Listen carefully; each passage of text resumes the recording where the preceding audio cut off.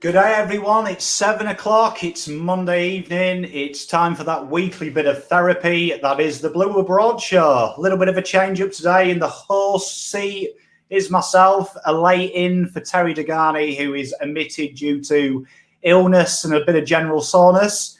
My replacement for the week is the lovely Alex. How are you doing, Alex? Welcome to the show. Thanks, Dan. It's good to be here again. It's great to have you. It's great to have you, and it's great for me to be back in the seat as well for a change. How you doing? Have you had a good week? Yeah, had a good week up until about yesterday, but yeah, it was going fine. That's good to hear. Well, as the people pile in, I'd just like to welcome you all to the Blue Abroad Show. Big thank you to all the paid-up members at YouTube who will be scrolling across the bottom below me in a minute. Without you, this show's not possible. A big shout out as well to Melbourne Coffee Roasting Co. Hope you're doing well. And welcome to everyone. And that's what we're going to do this week. We're going to go through and dissect what's happened this week, what's coming up, and what we've got to look forward to. So let's start with you, Alex. How did you see the game? What were your take-outs of the Collingwood game? And to the members, drop some comments and let's hear what you guys are thinking. Yeah, look, I thought we played a pretty decent first quarter. I thought we were, maybe not very much on top, but we were the better team, I thought. I thought then in the second quarter, we really got challenged at the beginning. I thought Collingwood came out and put a lot of pressure on us. But the good thing was during that second quarter, we answered the challenge and, we got a bit of a buffer, which was nice.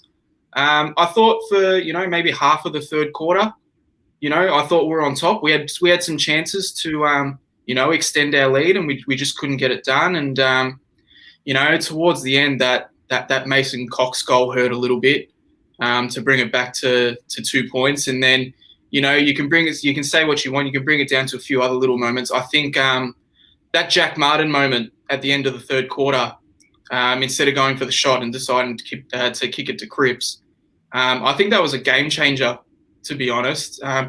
If he goes back and slots that, we got a handy little buffer. We get a bit of confidence going into the last quarter. And, that hurt a lot. And then you saw in the last quarter we were pitiful. Collingwood's class showed out. They just took complete control in the middle. We didn't give enough respect to their wingers and, their inside mids. Like, we did well to stop Adams early. And then, we let him get on top. And then, guys like Dacos and Quaynor and Noble started to really get on top. And we just didn't give them enough respect, and they made us pay like a true class team would. I think, we can't sit here and say that, Collingwood are a trash team. They're not. They've been in a prelim and a grand final in the last 2 seasons. So to say anything else is a bit silly. And, they showed their class at the end, and once the going got tough for us, we unfortunately turned to water, and that was the end of it. Our inside 50s are a real issue, that's for sure. I don't know. Did you see this? Did you see the game the same, Dan? I think you're right. For me, I thought the second, it was a tale of two halves, and I feel like we say that every Carlton game, particularly recently. I think a big part for me was if we just take the inside 50s out, I think it encompasses, Terry talked about it today on his review show. It feels like it's a mental issue. In the fourth quarter for Collingwood, Pendlebury was hitting targets when it mattered, especially inside 50. Taylor Adams, he hit targets inside 50 when it counted. And then even their young players, you mentioned him, Dacos, he did the same. He hit targets. He took his chances, even though he's a young player. Let's remember, he hasn't played thousands of games either. He's a young buck, an up-and-comer. One player as well who got a lot of abuse last year from Collingwood faithful, saying, is he as good as his dad? A bit like Jesus does for us. And I thought that was the big difference. You saw their big game experience and the belief in between the ears. You could see they believed they were going to win. I did the live for that game. I did say this first centre clearance was going to be so important. And they walked it out of the centre circle. Absolutely walked it out of the centre of the circle. You could see that they'd flicked the switch, and unfortunately we couldn't go with them. But it's a tough one, isn't it? I mean, I just said to you off air, I spent the 2 hours last night in the bath crying. I put my heart and soul on the line.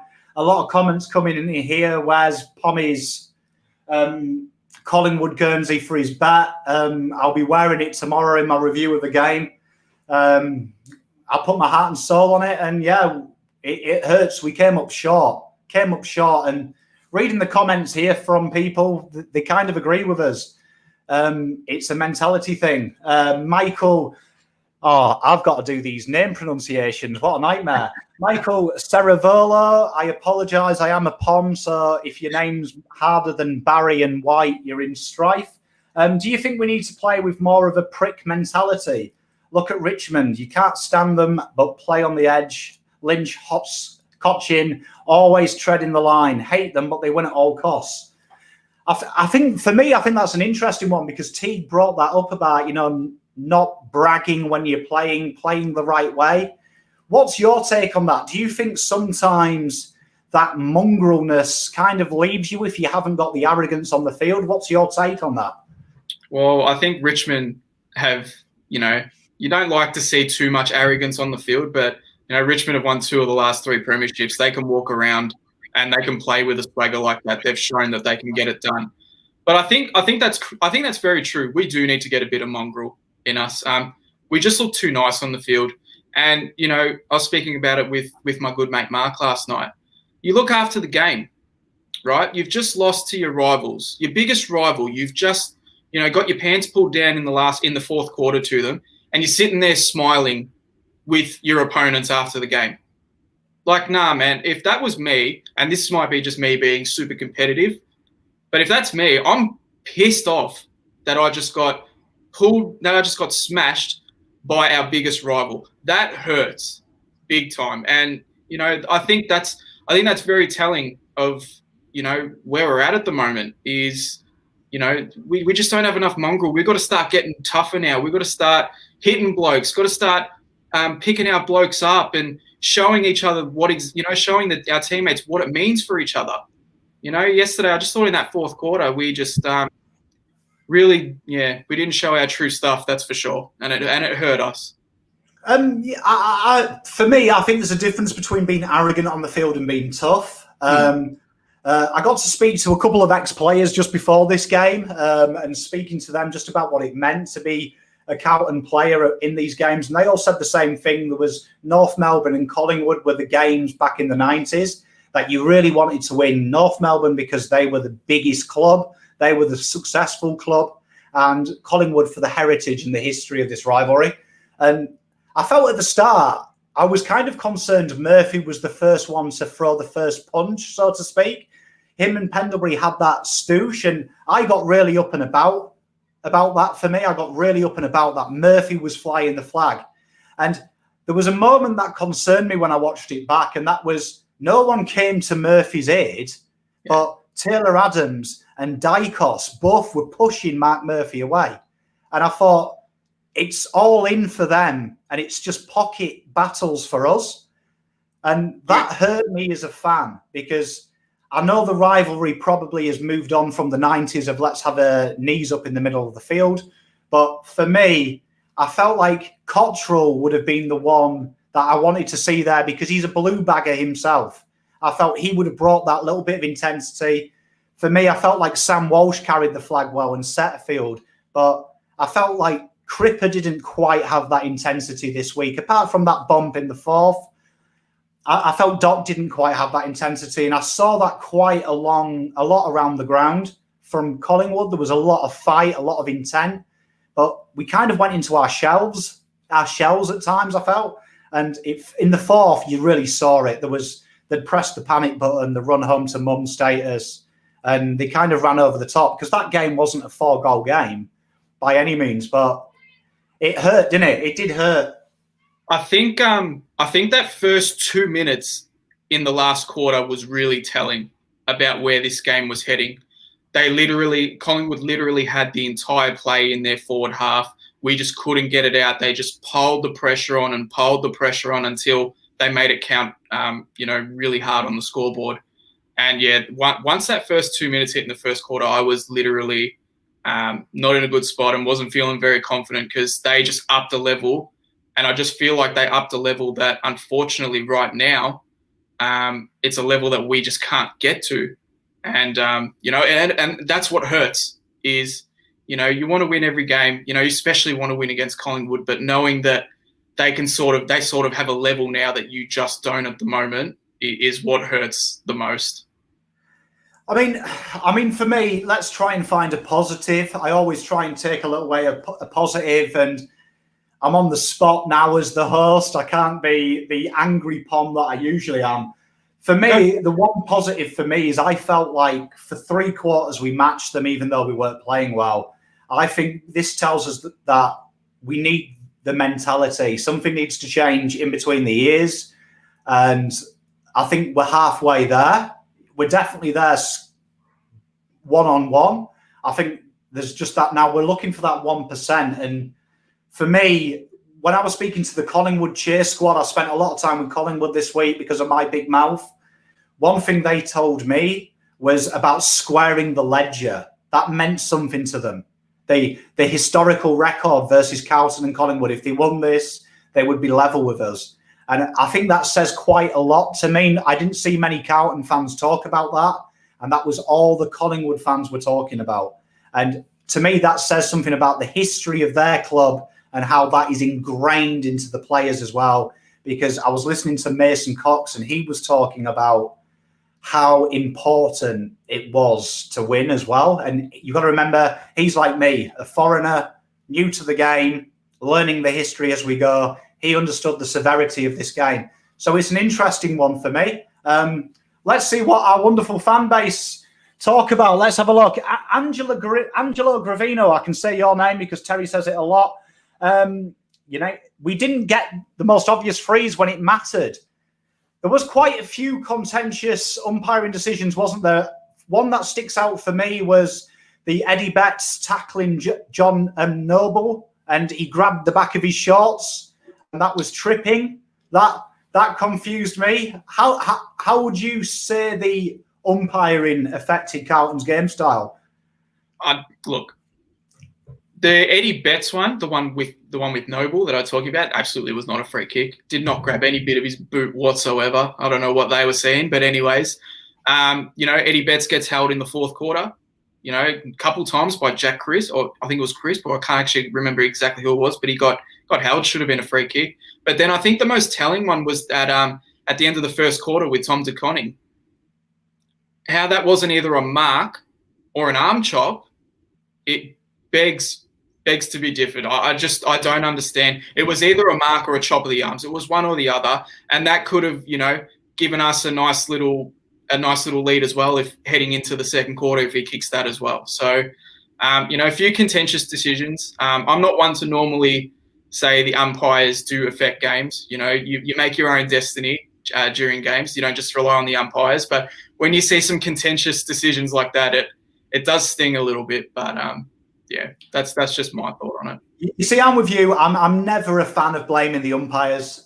For me, I was on the live. I did get PM'd by an umpire who said I was really harsh because I did go full pom and wanted every free kick paid to Carlton and anything that went against us, not paid against us. But one thing I did notice was the reaction to the umpiring decisions. There was a few times that I'll hold my hand up and there was some dubious calls that went our way as well. There was a couple, and because I had Collingwood fans in the chat, it was quite obvious which ones they thought they were.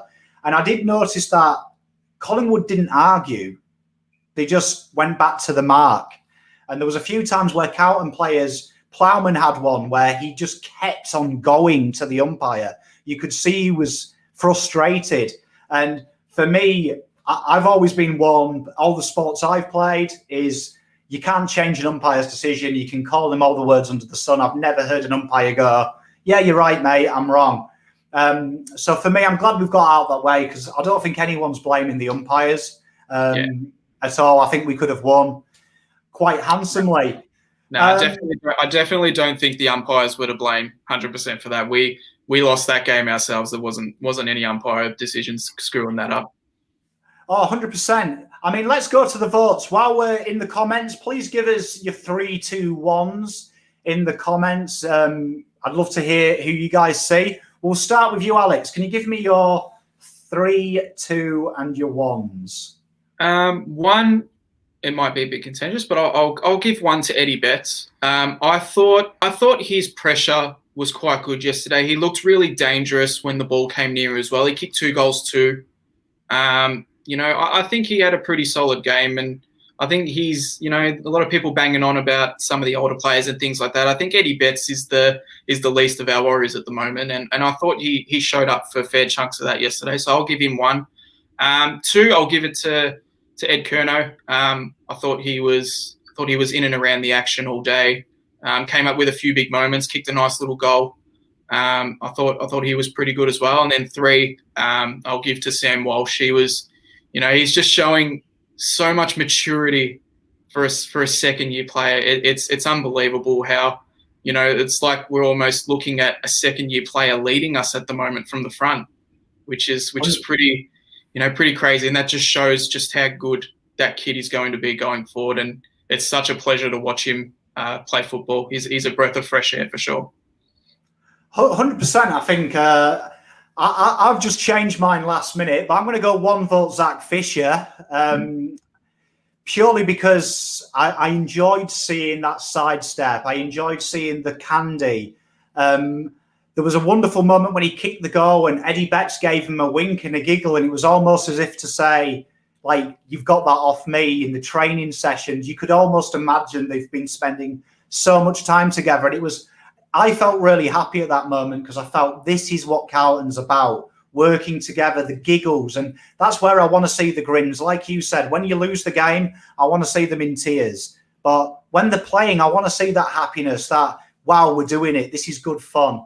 And I thought Fisher really brought a lot of intensity. And it's great singing the song as well. I don't know if you've seen me and Terry, but we've got the Zach Fisher, running down the wing. I enjoy seeing that. It's always good fun. 2 votes for me. I'm going to give to Will Setterfield. This is contentious, but I'm really enjoying how he's stepping up. I feel so comfortable. We keep talking about the Cripper help, but for me, Setterfield is there. He's got clean hands, great tackle pressure, great second and third efforts. And it's really great that we've got a young player stepping into that role straight away. He looks like he's going to break out at any second. And I thought he gave them a handful, Collingwood. He really did give them something to think about. But 3 votes, totally with you, Sam Walsh. And I think that's part of our problem. In the 4th quarter, Sam Walsh had as many touches as Scott Pendlebury and has hit as many targets as him. And I think that's the biggest problem for Carlton Football Club, that Sam Walsh in a 4th quarter fight looks like the most likely to make something happen. And I think that's a problem for this football club. He shouldn't be, in my opinion, Walsh is our best player by Flemington straight forward of the 50. Defensive 50, I think he's by a long way the best player.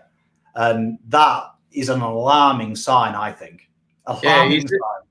He's really grown in that area, and if he wasn't a running machine already, he's become even more of a running machine now in his new role on the wing. We understand as Carlton fans, jumping into a new role. He started off a bit quiet, but I think now that he's gotten a bit more comfortability in his role, he's starting to find the ball as much as what he was even when he was in the middle last year, which is an amazing thing for us. It's just, as you said before, it's super alarming that our second-year player going forward is arguably our best player at the moment. That's something that needs to be rectified for sure. He reminds me a lot of Andrew Gaff for West Coast. Lives out on the wing, just gets the ball, just finds it. It's like he's an on-baller on the wing. He's got an uncanny knack, and it's great to see. Good highlights for me. Makes me happy. Let's go through these 3 votes, see who agrees with us. A lot of people have got all 4 players, a few varieties. Dane Rawlings, old time, shall we say, long time watcher, first time poster. I've always wanted to say that on a live stream. 3 votes Walsh, 2 votes Setterfield, 1 vote Wheatering. I thought Wheatering was good. Probably a fair shout. Thomas Beccicelli. Tell you what, I'm working off FIFA now. 3 Walsh, 2 Wheaters, 1 Kerner. Maybe we went wrong. We might have left Wheatering out. Ben Lawson. 3 Kerner, 2 Walsh, 1 Fisher. Tell you what, no one wants to match our votes. They've just got them the wrong order. This is a good one. Eddie Dummersrek. I reckon I've massacred that one.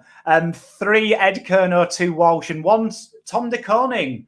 Tell you what, that's an interesting one. What did you think of Tom de Koning's game? He obviously was outmatched and outgunned by probably a future Hall of Famer, Brodie Grundy. How did you find his game one-on-one with him?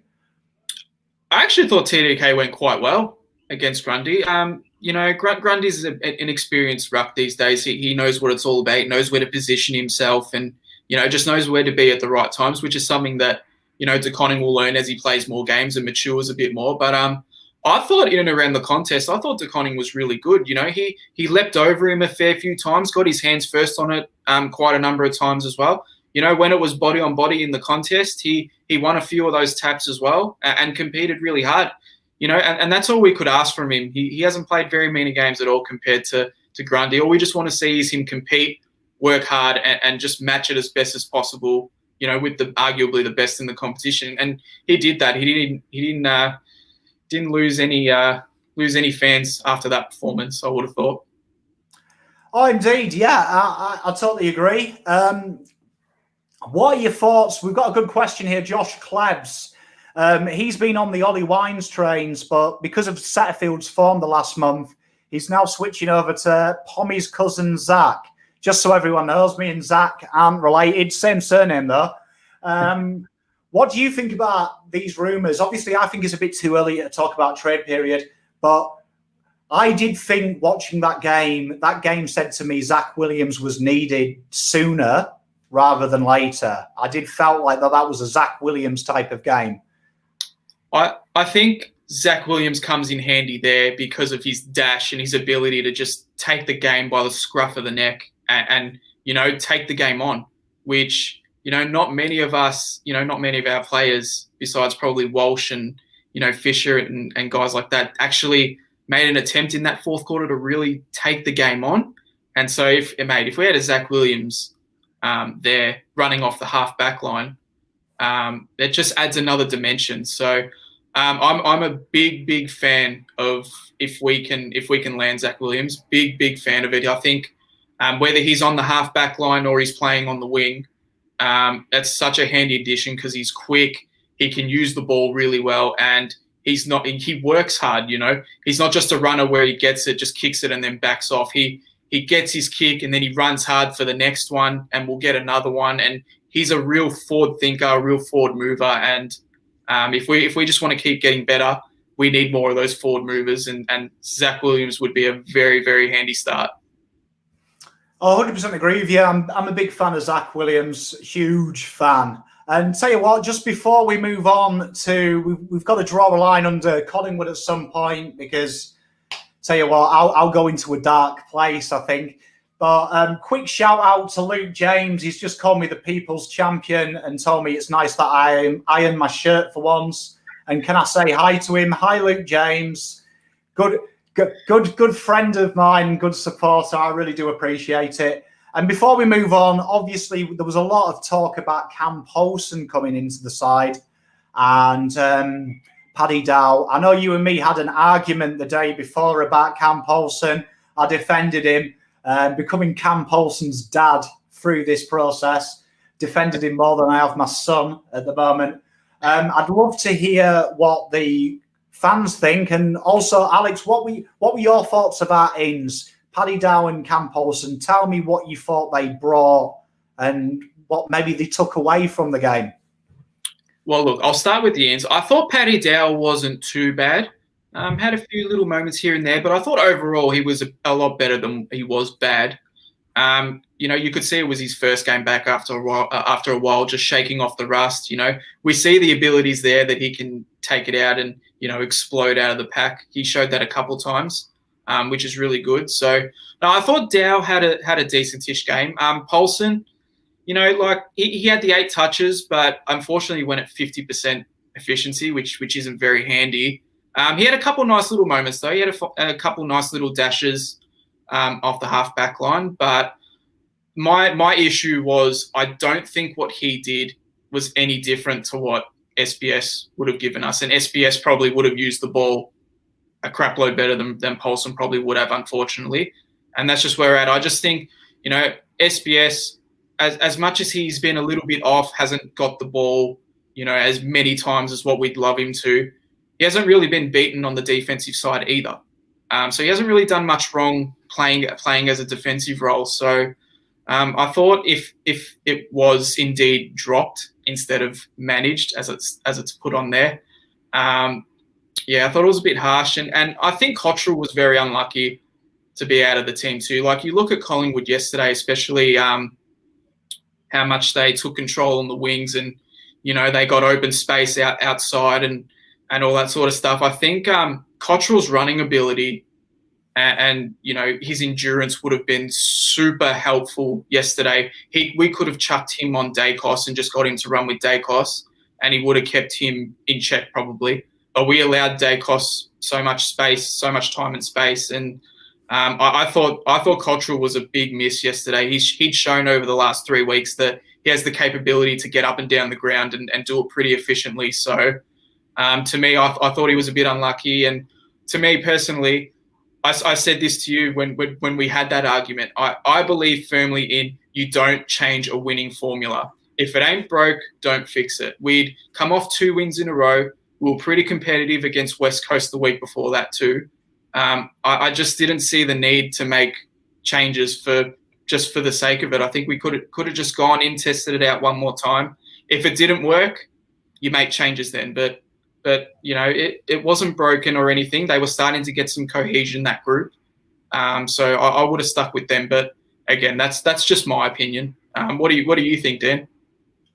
You see, I love Cam Poulsen. I've been a big advocate all year for him, really gunning for him to do a new position.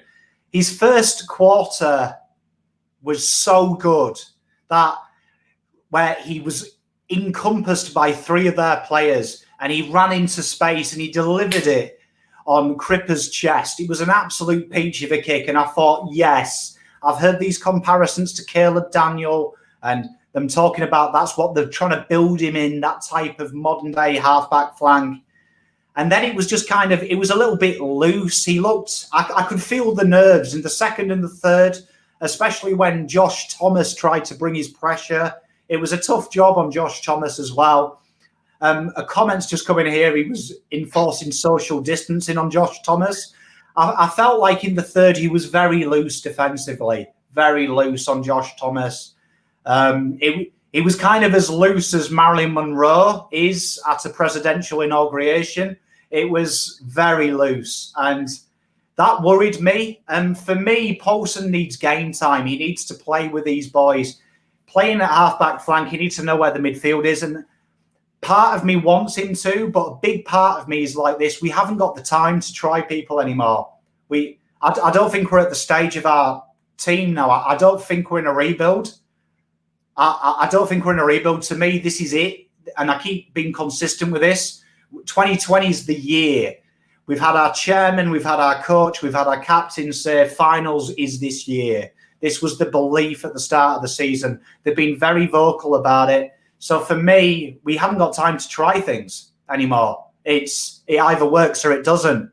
Do I think we need him to play again? Probably not. For me, I would bring SPS back. I think maybe that's it now. Another year in the reserves for Cam Poulsen, and maybe trial it next year if they do choose to get him. But if Zach Williams comes, I'd unfortunately say Cam Poulsen's time is up in a Carlton Guernsey, and that's sad. I don't want that to happen. I just genuinely feel now we haven't got the time to put time into players anymore.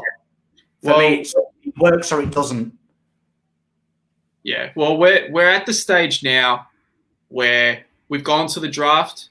We've picked up the key talent that we needed. We've picked up the key position players in, Wiedering and Curnow and Mackay and those sort of names. We've picked up the talent there. Now it's time we need to go out and get some serious A-grade talent, whether that's, a Papley and a Williams, game changers like that. This is the time now where if we want to elevate to the next level where we're competing hard in finals on a consistent basis from now on, we've got to go out and get that talent by any means necessary. And it was pretty evident yesterday that we lack some star talent, especially through the midfield and delivering it into the forward line. We need to fix that up for sure. I think that part of the rebuild's done. Now it's time that we've got to start delivering. I think 5 years is or 6 years we're almost heading into now is long enough to get your young talent in. Now you got to get the results. 100%. And I reading the comments, it seems everyone's kind of on the same page. I think Helena Petral, she sums it up saying that you've got to respect him for changing his position and getting back into the side. And I think we all wished him well. I think some of us may have had a go at him.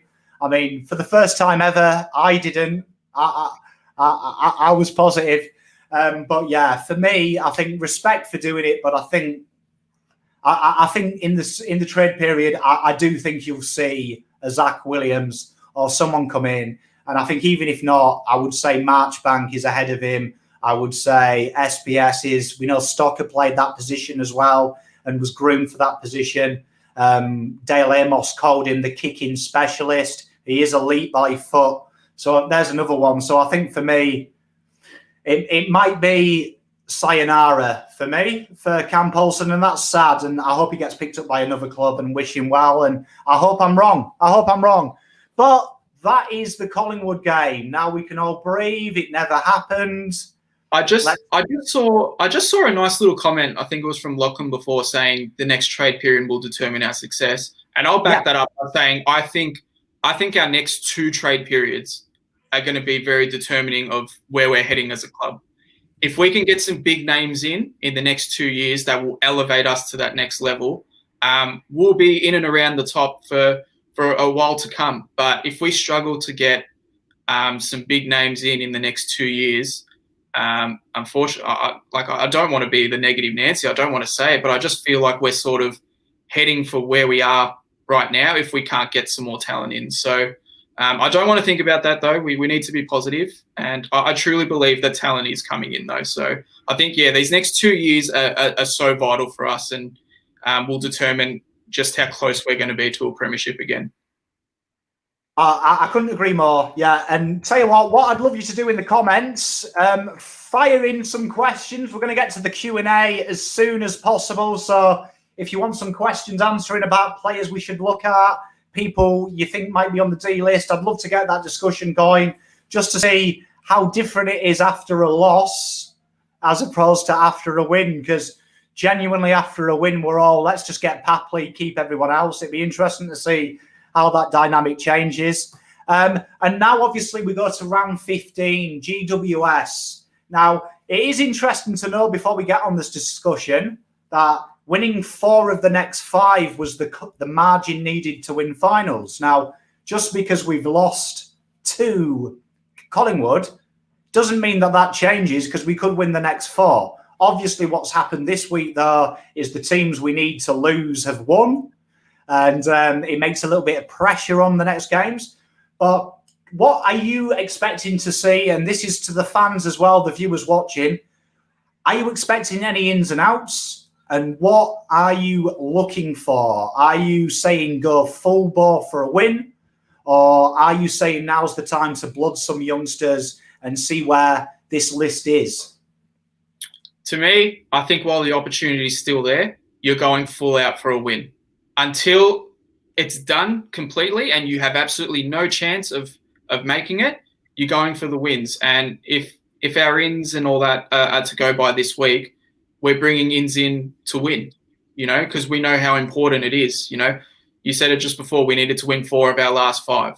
A defeat to Collingwood, doesn't help the cause, and the other teams winning a round doesn't help. But we're still on track if we can get a win against GWS. I think potentially this, if we can get up against GWS, it really could be, and again, another turning point heading into against Sydney and Adelaide. But we don't want to look too far ahead just yet. We need to get the job done against GWS. They're playing some pretty good football at the moment. They made a nice little, they turned a clinic on against Fremantle on the weekend.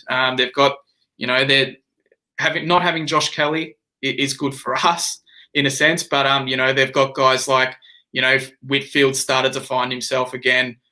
Jeremy Cameron hit a little bit of form. They've got a nice little forward. I don't know where he's popped up from, but Mr. Jake Riccardi, he's come out of nowhere and, he's causing some havoc in that forward line as well. So it's definitely going to be a tough challenge against GWS. The last couple of years haven't been too pretty for us, but against them. But in a season where anything can happen, you've got to be confident, and hopefully the boys have taken that loss against Collingwood to heart, and they really come out with a fire in their belly and showed it in this is, if Collingwood's game wasn't already our season on the line, this is 100% our season on the line. So I'm expecting our ins like SBS to come in and provide a bit of class.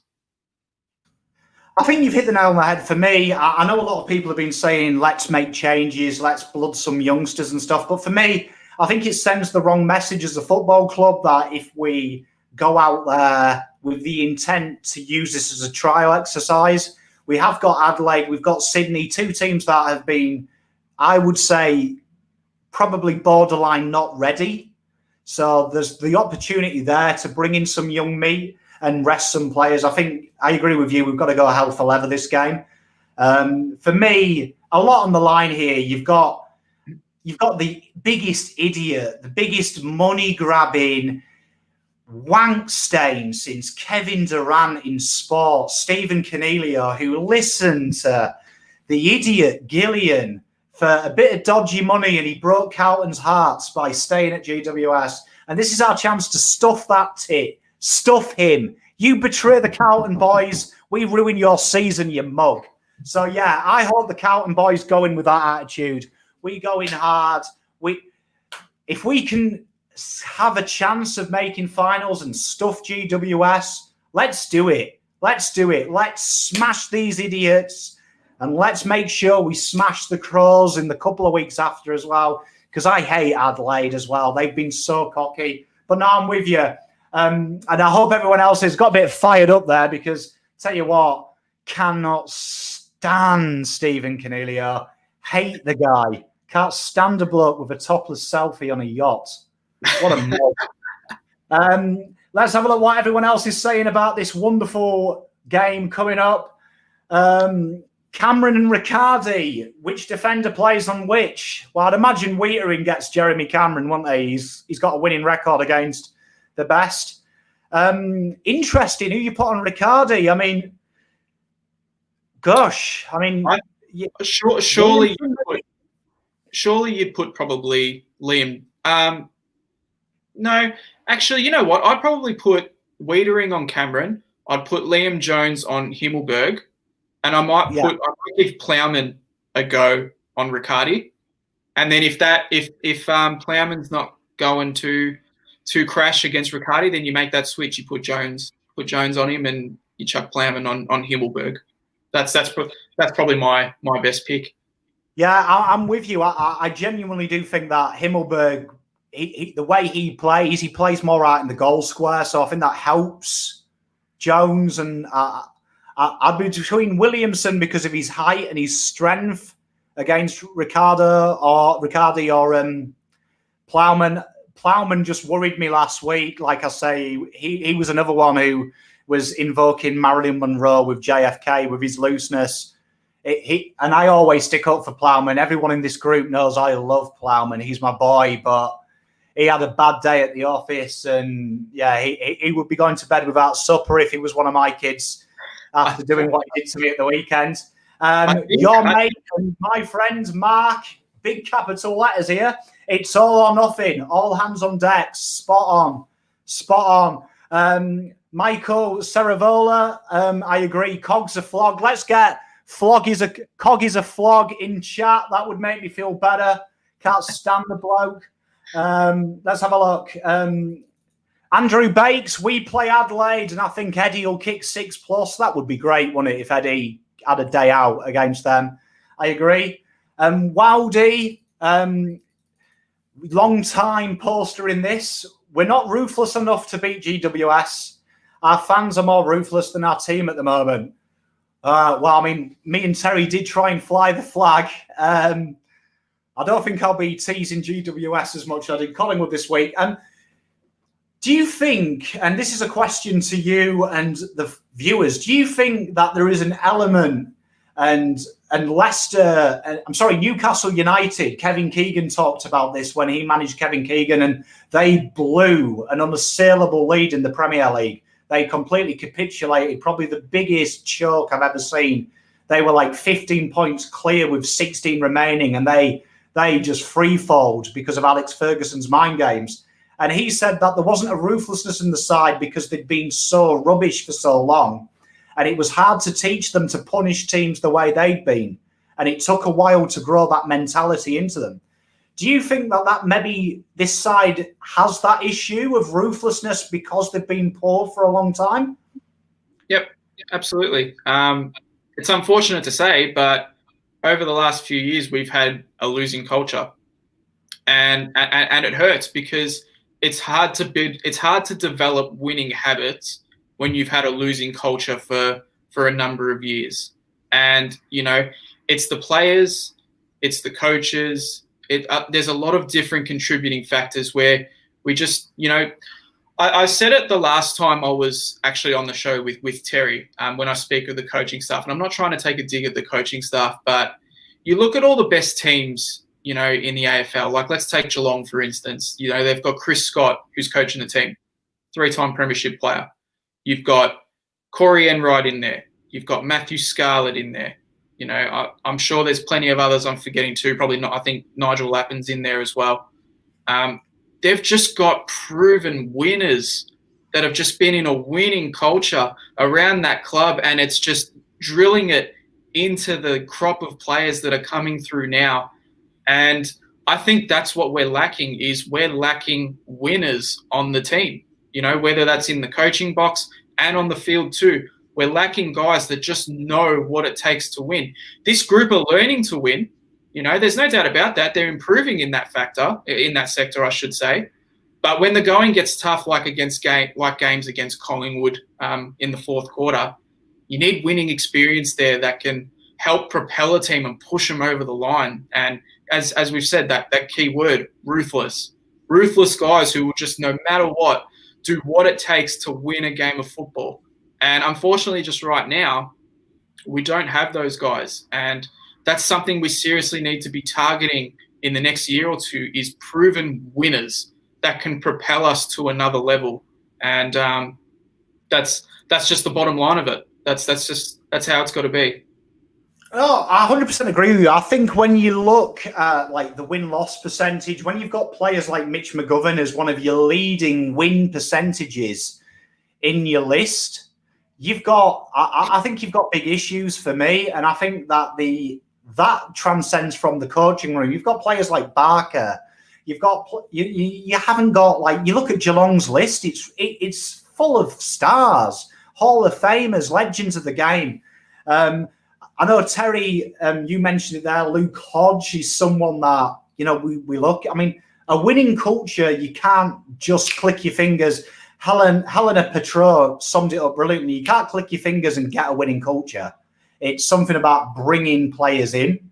So, like, for me, that makes it quite hard as well when you look at it on a trade period aspect, because not a lot of players are out of contract this year with huge winning records. You've got your Nathan Broad and you've got Zach Williams are probably the two that come from winning franchises. And that makes it hard because last year, probably, hindsight's a wonderful thing, but last year there was quite a few players out of contract that did come from winning cultures and winning systems. So definitely, Damien Monroe asked me the question as the stats man, what's the average age of our group?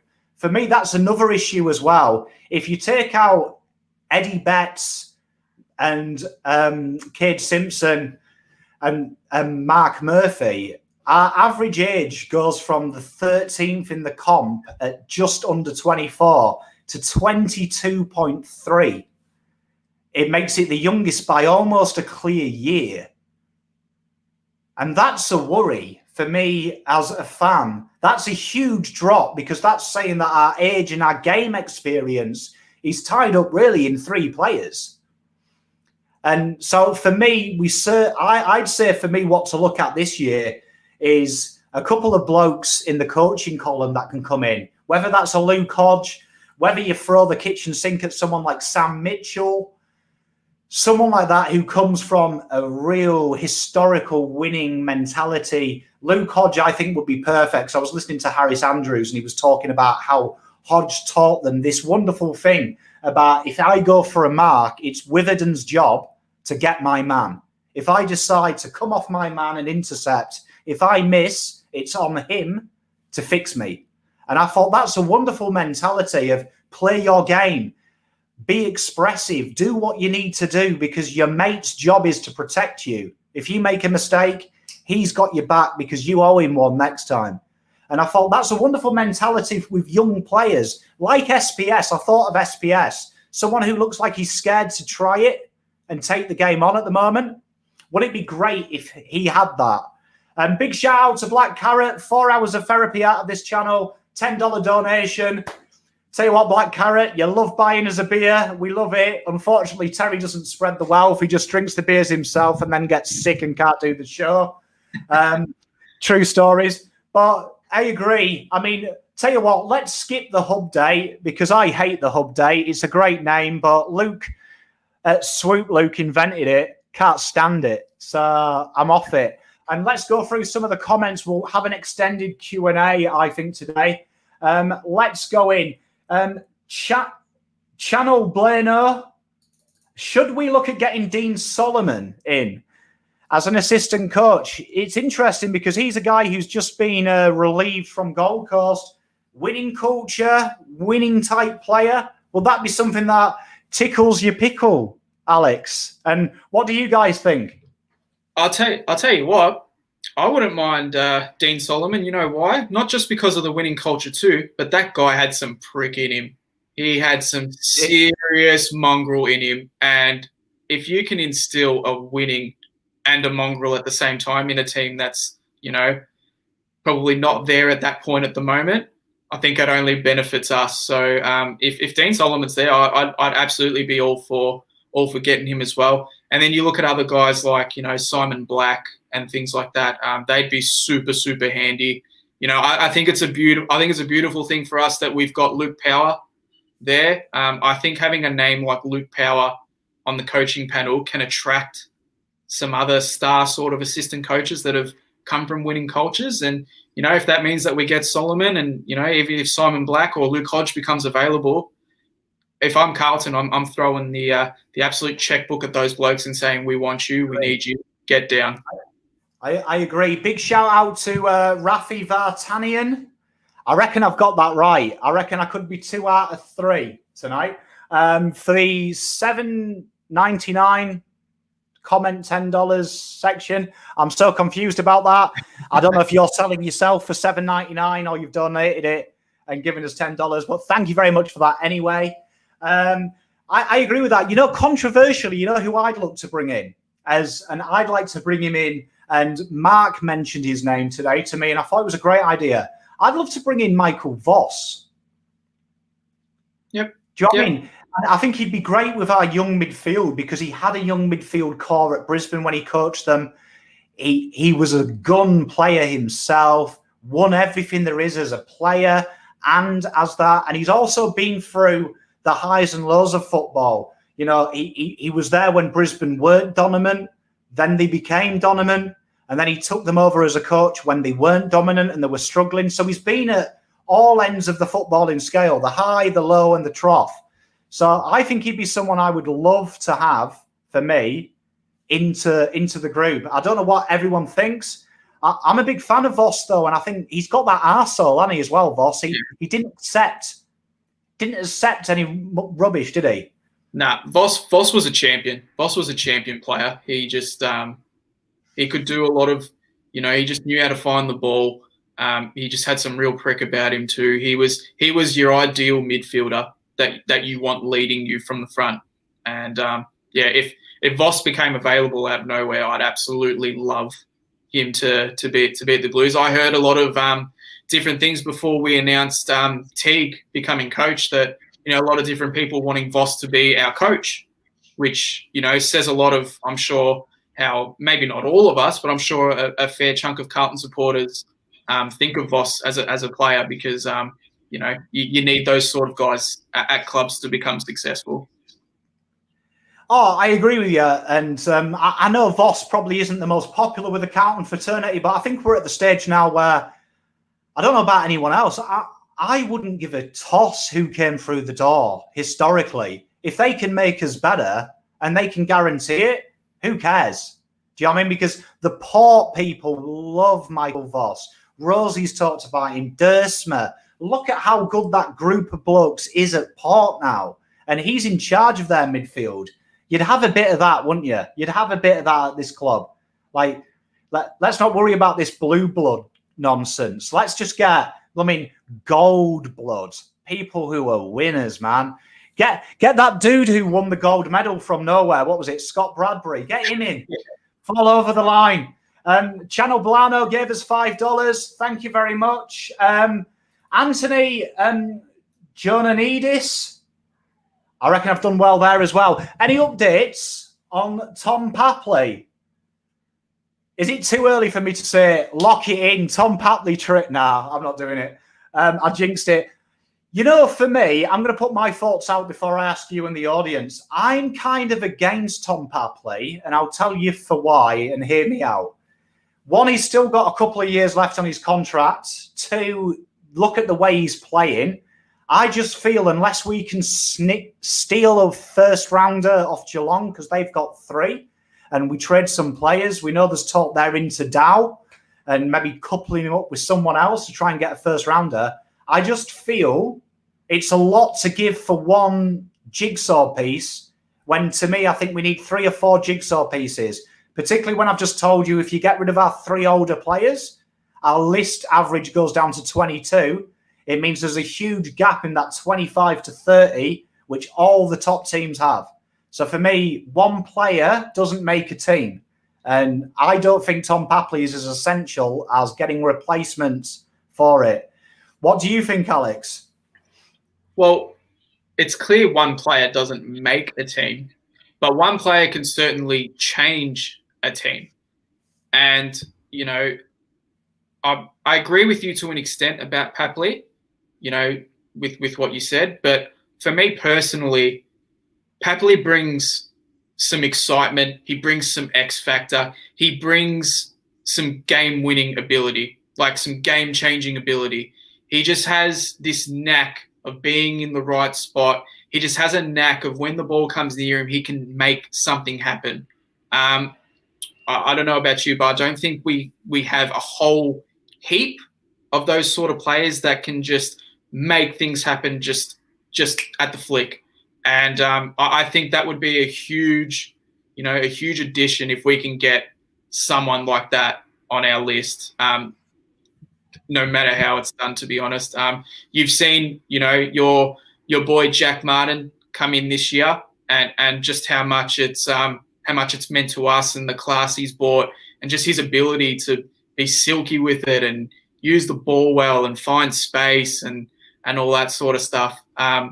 If we get that from Jack Martin, who we basically got for free, look, we'll see what happens when and if we get Papley, and if we can get someone like a Zach Williams as well, just how much that really elevates us.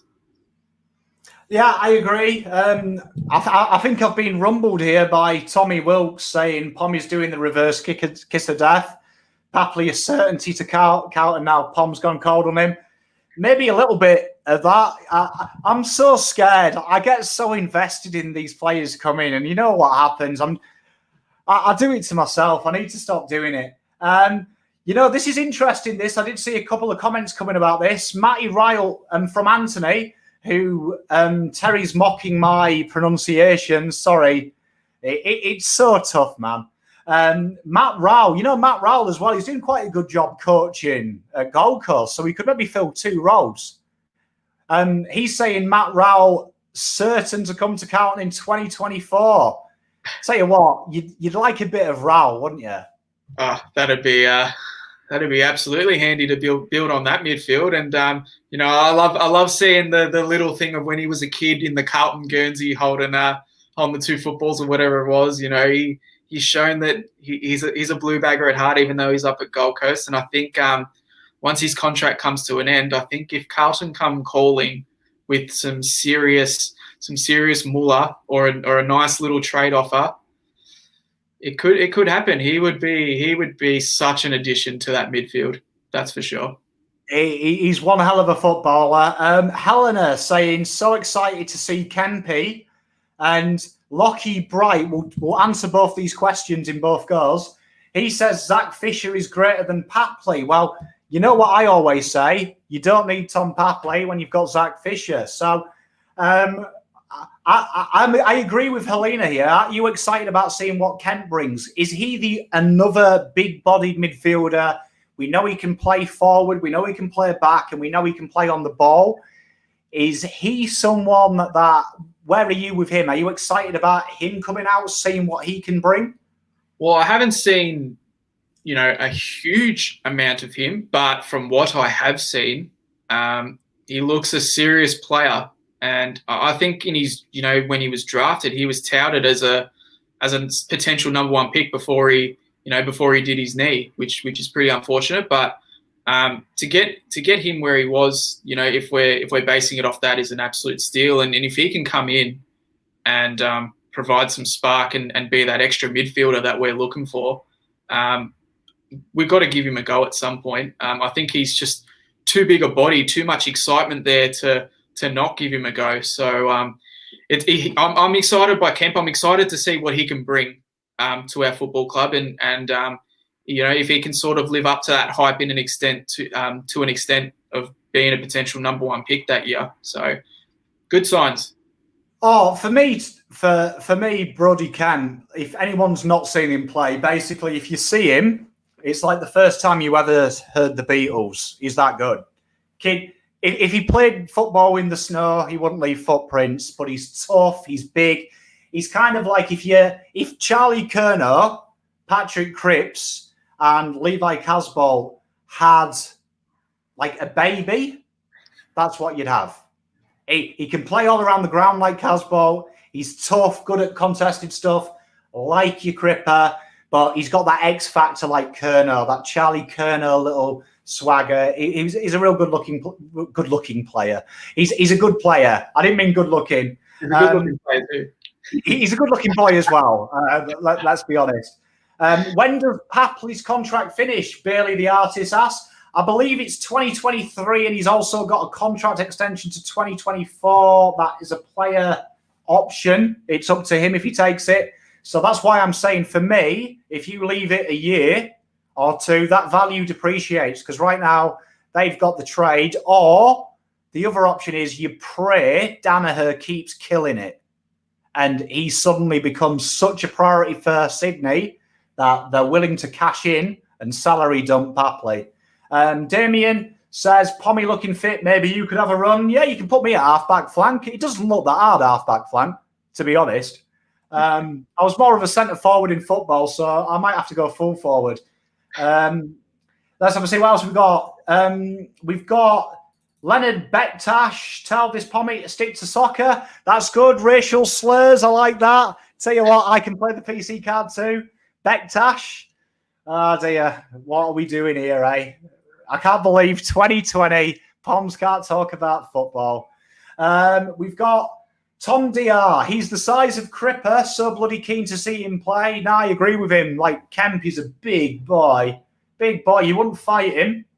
Let's have a look. Kempy has the second best smile after Plowman from Debbie. Good call, that. I like that. I've got a lot of time for that. Helena Pommy in for Paulson. Yeah, I'll do it. Honestly, I'm free next weekend, so I can do it. I'll slot in. Peter Charles, what is the future? This is a great question, because I've been thinking this myself. Future of Lockie O'Brien, and what are the issues surrounding Liam Stocker at the moment? So Lockie O'Brien's a weird one, because he was someone I thought, for me, was the most improved player last year under Teague. I thought he went from being, what's he about, to you saw it. And it's weird he's not been in the side at all. Even now he's back playing, he's not even mentioned in the reserves very highly. What do you think's going on there with Lockie Plowman and Lockie O'Brien? Is it a confidence thing with him? I'm not exactly sure. Mark will be able to back me up on this if he's watching. But I love me some Lockie O'Brien. He's got some great running ability. He's got a booming left kick on him. If anything, if we were dropping Cottrell, I know we brought in Dow and stuff, but maybe Lockie O'Brien was the right pick there. Natural wingman, you go a like for like sort of thing. And it's interesting with Lockie O'Brien. I do like the traits that he has, and I think that he can actually be a really serviceable player in the AFL, especially as a wingman, given his running ability and the kick that he's got on him. It's a beautiful kick. It's just a shame that we haven't seen him this year. I thought he played a fair bit, last year when Teague took over, and I thought he performed really well. So it's really interesting to see that he's not even close or being named as an emergency or anything like that. Don't know. To me, because the thought, just for me, Lockie O'Brien and Sammy Walsh on either wing just gets exciting, doesn't it? Because both of them are good going forward. I thought Lockie O'Brien, when he had that little jumper punch and squared up to Mitch Robinson, showed he's also got that grit and determination as well. I thought he worked really hard on his defensive last year as well. He really did track back and run both ways. It's a weird one, but, hopefully for me, he'll be all right. I've just worked out who Leonardo Bektash is. He's a magpie. Mate, you lost. Centrelink's that way, buddy. This ain't for you. No, I'm only joking. He's a big friend of Swoop Luke. I lost the bet. I am humble. I look forward to presenting the bet to him so he can do whatever he needs to. Black Carrot asks, what is about JSOS? Where is he? Quad strain surgery. That was the last I heard. They were debating of sending him to surgery. I don't know if anyone's heard any updates of that, but I get the feeling he's probably scrubbed for the year. Do you think? Was it a quad or was it a knee? I thought it was something to do with his knee, and they said that he was going to be out the rest of the season. I thought it was muscular. Who knows?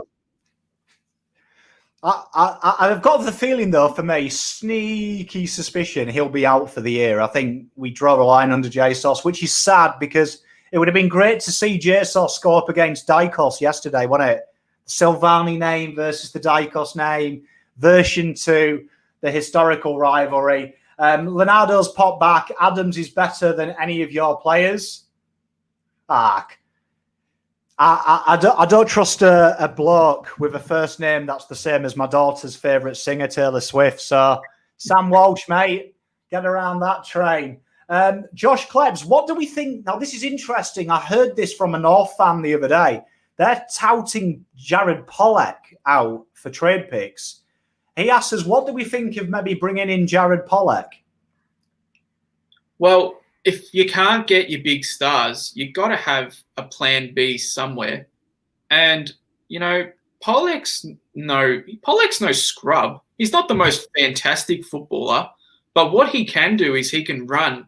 And he's proven he's got a nice left foot. He might go in and out of games and miss a few here and there, but he's actually got traits that could make him a really good wingman if he can just consistently keep his head, where it's supposed to be. So I think, personally, if we can't get our big guns in, Papley and Williams and guys like that, you got to look at plan Bs. And, our wingmen have proven that, we sort of struggle on that sort of part of it as a bit of outside run. So maybe Pollock's an option just for a bit of, just a bit of depth and we go searching for the big guns after that. Yeah, you see, I understand Pollock. I think I don't see him better than any of our current players potentially. I don't see Pollock's ceiling. Like I do know that Shaw doesn't rate his defensiveness, and I think the way Teague plays, you've got to be quite defensive in that ring wall. Walsh lays the tackles, so like for me, I would probably rather have a prostate exam from Edward Scissorhands than get Pollock. But I mean, I think you summed it up when you said if you can't get your big stars, Pollock is kind of like if McDonald's is closed, you grab an Audi microwave burger, don't you? And that's what I'd say Pollock is. He's the Audi microwave burger. Let's see. We'll finish off with a couple of questions. This is one that could make you either loved or hated. That is, do you guys think Cripps shouldn't be captain? I feel captaincy is hampering his form, and I feel he should play freely and focus on his game. What are your thoughts on that? Do you think Cripper is our captain first of all, and do you think it's having a detriment to his game? I don't think it was too much of an issue last year when he was actually sole captain. So, no, I think Cripps is the right man. He's the right man. He's your superstar of your team. You want your superstars to lead from the front. I still think Cripps is the right man. We get he's had a bit of a down year this year, but that doesn't take away from what we know how good the bloke is. And like I said at the start, he was captain last year. Nearly won the Brownlow, and we won 7 games or whatever it was. So I'm still a huge fan of Cripps being captain. He should be there, and this is just a step in his development. In his development now that he's just got to work through. Oh, 100%. I mean, I think now as well, for me at this stage, if you stripped him of his captaincy, I think mentally that would be catastrophic for him at this stage. I think it's my impression of him, and I heard this from Michael Clark. I was reading his autobiography, and he talked when Michael Clark got the Australian captaincy as a young captain. He found it really hard to learn to delegate stuff. And it took him 2 years to realize that he didn't have to do it all himself. And I'm seeing a Cripper at the moment that is doing it all of himself. Like for me, I think he's doing it all himself. That whole calling for the kick from Jack Martin, I think he's putting a shitload of pressure on himself. He's remembering 2017 and 2018 where it was basically Cripper and 21 blokes in blue. For me, I think he needs to get out of his own head. And now in my opinion, he's got the blokes around him to fix it. He has actually got the blokes around him. Setterfield helps him. Ed Kerno helps him. And I think now it's about letting him letting him mentally go. And I think part of it's injury, and I think part of it for me as well is I think it's a mindset for Cripper that he needs to just let it go now. And he can lead without having to do it all. So I think that's a good question. I think now we're too far in. Let's finish off with, we'll do a transfer rumour. I love a transfer trade rumour. We know I'm a big fan. I've heard Teague has had a chat with Rory Atkins. Now, that roof is all over the place at the moment. Rory Atkins is wanting out, evidently, of Adelaide, and will explore his options. What do you think of him? He's he's like Pollock in a sense. Maybe not as quick as Pollock, but he's sort of like Pollock in a sense. He's just a handy wingman who can play a role and do his job. It'd be a similar pick probably as if we were getting Jack Newnes. Now we like first before we know what he can do now. He's just that sort of pick that's going to come in and play a wing role, just play a role, and that's probably more what he'd be about it. It's funny because I used to play basketball against Rory Atkins back in the day. He was a he was a Strathmore boy. So used to play against him back in the day before he stopped basketball and focused a bit more on footy. good bloke. Yeah, like I said, that's just one of those options where if you can't get your stars, you got to look to backup options somewhere to add a bit of depth, and he could be an option. Yeah, I mean, for me, Atkins falls into that category as well. Of is he someone that is better than what we've already got? Like, I genuinely don't see Pollock being any better than where Lockie O'Brien could develop into. So I'd rather see Lockie O'Brien get the game time to develop into that. And Atkins is the same. I don't think he's got a ceiling anymore. I think this is his level. And his level's okay, but he's not even getting into Adelaide. And let's be honest, Adelaide are the worst team I've ever seen. And I went to every game in Melbourne in 2018. So if I'm saying that, they are piss. Do you know what I mean? And if he can't get into that team, they've got problems at Adelaide, like bigger problems than us, because no one wants to be there. At least people wanted to sign at Carlton. Do you know what I mean? Like, it's strange because he's only 26 as well. It's not like he's, like particularly old. Like he's not like young, like he's in his early 20s, but he's not old. So, it's definitely strange. I don't know what's going on down there.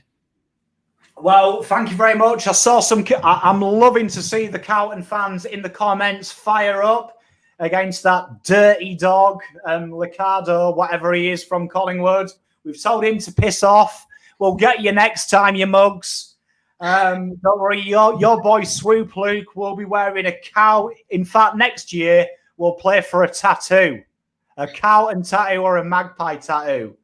Guaranteed.